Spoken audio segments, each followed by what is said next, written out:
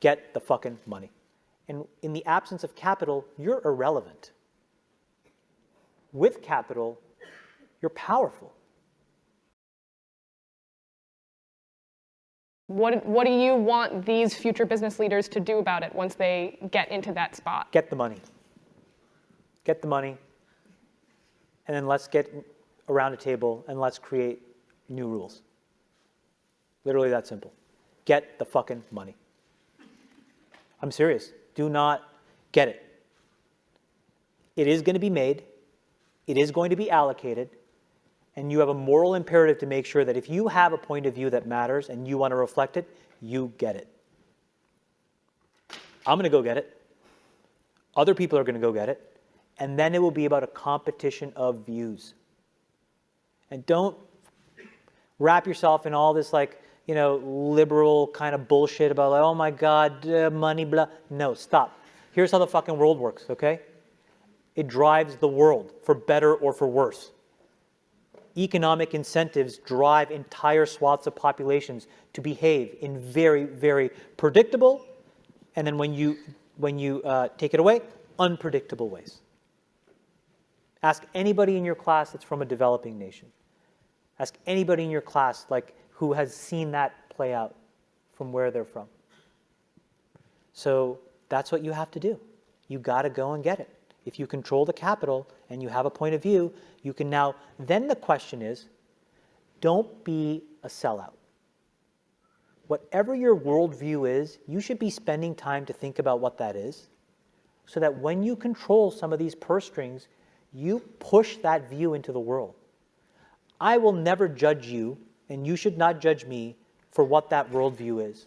But the point is, the more diversity of those views, the more rational actors we have, and the more of a balanced, fair system. That is what diversity really means to me. It doesn't mean let's manage back to a quota. It doesn't mean okay, we need a black guy, a brown guy, we need a few. That's not what it means. This is what it means. Right? There are people in this audience that have probably dealt with the same kind of life that I've dealt with. You have a very unique worldview that matters. And in the absence of capital, you're irrelevant. With capital, you're powerful.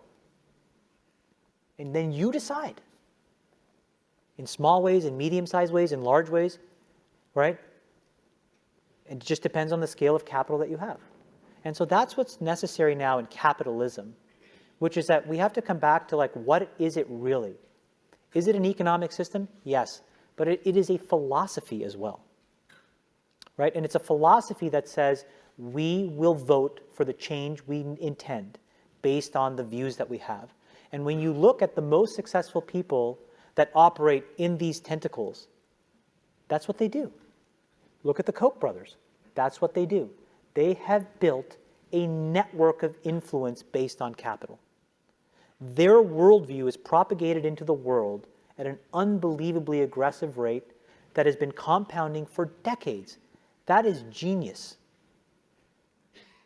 It is genius. It doesn't matter whether you agree with their worldview. The question is, what's the counterweight to their worldview? Can you name one? Can you name a group of people that operate in the exact same way, methodically, meticulously assembling capital, influence, assets, who believe the opposite?